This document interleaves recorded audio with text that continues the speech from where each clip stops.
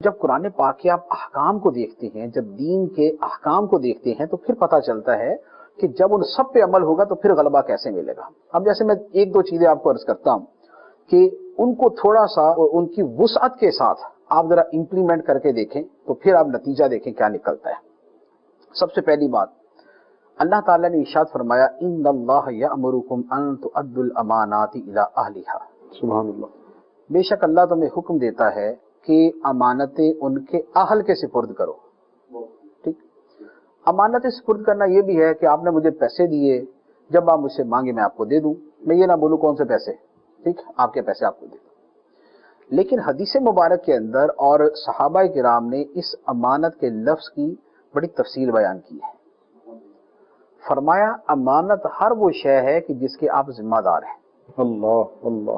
امانت صرف پیسے نہیں، امانت ہر وہ شے ہے جس کے آپ ذمہ دار ہیں۔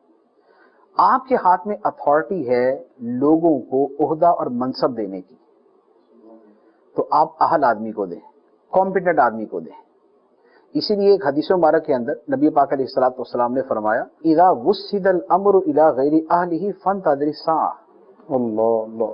فرمایا کہ جب کام نا اہلوں کے سپرد کر دیے جائیں گے تو پھر قیامت کا انتظار کرنا۔ اللہ اللہ۔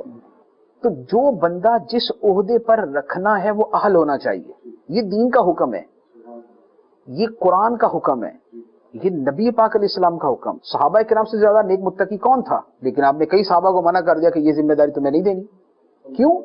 اس لیے کہ صحابی ہونا اور ہے لیکن کسی ذمہ داری کا اہل ہونا اور چیز ہے۔ میں اگر ایک عالم ہوں، میں ایک عالم، تو اس کا یہ مطلب یہ تو نہیں ہے کہ آپ مجھے پی آئی اے کے جہاز کا پائلٹ بنا دیں کہ یار ماشاءاللہ مفتی صاحب نے زیادہ جہاز آپ ہی اڑائیے گا۔ ارے بھائی اس کے تقاضے ہی کچھ اور ہے، وہاں پائلٹ ہی کام دے گا، وہاں مفتی صاحب کام نہیں دے سکتے۔ اچھا، لیکن آپ پائلٹ کو مفتی کے منصب پہ بٹھا دیں کہ یار تم تو جہاز بھی اڑاتے ہو، چلو فتویٰ بھی دے دینا، تو حماقت اس سے بڑھ کے اور کیا ہوگی؟ تو کمپیٹنسی کیا ہے؟ اہلیت کیا ہے؟ اہلیت یہ ہے کہ جو بندہ جس کام کو کرنے کی صلاحیت رکھتا ہے وہ کام اسی کے حوالے کرے۔ سبحان اللہ، بہت خوب۔ اسی طریقے سے ہر شعبہ ہے۔ آپ نے اگر ٹرانسپورٹ کا بھی نظام کسی کو دینا ہے تو جو اس کا ماہر ہے، جو اس کا اہل ہے، اسی کو دیں۔ آپ نے ایجوکیشن کا ڈپارٹمنٹ کسی کے حوالے کرنا ہے، جو اس کا اہل ہے اسی کو دیں۔ تو یہ دین کا، قرآن کا، حدیث کا بنیادی حکم ہے کہ آپ منصب اسی کو دیں جو اس منصب کا اہل ہو، منصب اسی کو دیں جو اس منصب کا اہل ہو۔ آپ اس کی ایک مثال لے لیں، حضرت یوسف علیہ السلام نے بادشاہ سے فرمایا انی حفیظ علیم، کہ میں حفاظت کرنا بھی جانتا ہوں اور میں علم والا بھی ہوں، میں امانت دار بھی ہوں، دیانت دار بھی ہوں۔ بادشاہ نے اپنا جو خزانے کا نظام تھا وہ حضرت یوسف علیہ السلام کے حوالے کیا، تو وہ اگلے وہ 7 سال کے جس میں ساری قوم بھوک سے مر سکتی تھی ساری بچ گئی۔ سبحان اللہ، بہت خوب، کیا خوبصورت۔ لاکھوں کروڑوں زندگیاں حضرت یوسف علیہ السلام کے حسن تدبر اور اہلیت کی وجہ سے بچ گئی۔ تو جو جس کا اہل ہے کام اس کے حوالے کرے۔ آپ نے مثال کے طور پہ وہ ڈیزاسٹر مینجمنٹ، سیلاب آ گئے، طوفان آ گئے، بارشیں ہو گئیں، تو اس وقت جو ساری چیزوں کو سنبھالتے نا، ڈیزاسٹر مینجمنٹ کا شعبہ اگر آپ کسی اہل آدمی کو دے دیں گے نا تو آپ نے کتنی لاکھوں جانیں بچائیں، کتنے اربوں کھربوں روپے آپ نے بچا لیے۔ لیکن کسی احمق بیوقوف کو دے دیا، ملک تباہ ہو جائے گا، وہ بولے گا اچھا چلو بھی میٹنگ کرتے ہیں سارے مل جل کے نا، اب اس کو حل کرتے ہیں۔ جو اہل آدمی ہوگا وہ پہلے سے سدے باب کرے گا، اس کو پتہ یار بارشیں ہونے والی ہیں، سیلاب آنے والے، لہذا دریاؤں کے بند مضبوط کر دیے جائیں اور جہاں پر رکاوٹیں ہیں ہٹا دی جائیں، جو شہروں کے نالے ہیں ان کی صفائی کر دی جائے، اور لوگوں کو اس کے حوالے سے اویئرنس کے لیے ایک مہم چلا دی جائے اور ان کو پہلے طریقے بتا دیے جائیں، اگر آ بھی جائے تو آپ نے کیا کرنا ہے، ٹھیک۔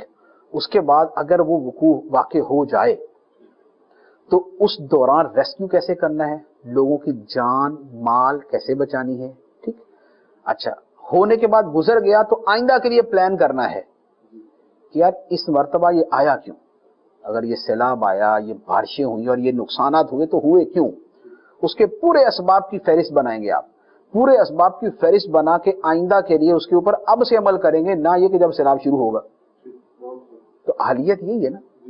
اب آپ نے اہل کے حوالے کیا تو اہل تو پھر یہ ساری چیزوں کو سامنے رکھ کے پہلے سے نظام بنا دے گا اور لاکھوں لوگوں کی جانیں بچائے گا. وہ جو اربوں روپے بعد میں امداد کے طور پہ دینے ہیں وہ ان کے پہلے سے استعمال کر کے ان کی جان مال بچا لے جائیں گے. سبحان اللہ. لیکن اگر نا اہل کے ہاتھ میں ہوگا تو ہر مرتبہ یہی ہوگا کہ جیسے سیلاب آیا تو وہ اپنی جناب ایکٹیویٹی شروع کر دے گا، بھاگ دوڑ شروع کر دے گا، ادھر نظر آ ادھر نظر آ، یہ کر وہ کر. تو نتیجہ کیا ہوگا؟ بھائی جو مرنے تھے مر گئے، جو مکان گرنے تھے گر گئے، جو مویشی بہنے تھے بہ گئے، جو لوگ ڈوبنے تھے ڈوب گئے. تو اب ساری جو ہے یہ بھاگ دوڑ کا جو ہے فائدہ کیا؟ اس مکے کا کیا فائدہ جو جنگ کے بعد یاد آئے؟ تو اب اللہ تعالیٰ نے پہلے حکم دیا کہ اہل آدمی کے حوالے کرو امانت. عہدہ امانت ہے الی اہلیہا، جو اہل ہے اس کے حوالے کرو. یہ میں نے آپ کو ایک مثال دی ہے. اب آپ اس کو تھوڑا سا ایکسٹینڈ کر لیں مثال کو، تو آپ جتنی مرضی چیزیں اس کے اندر لے آئیں.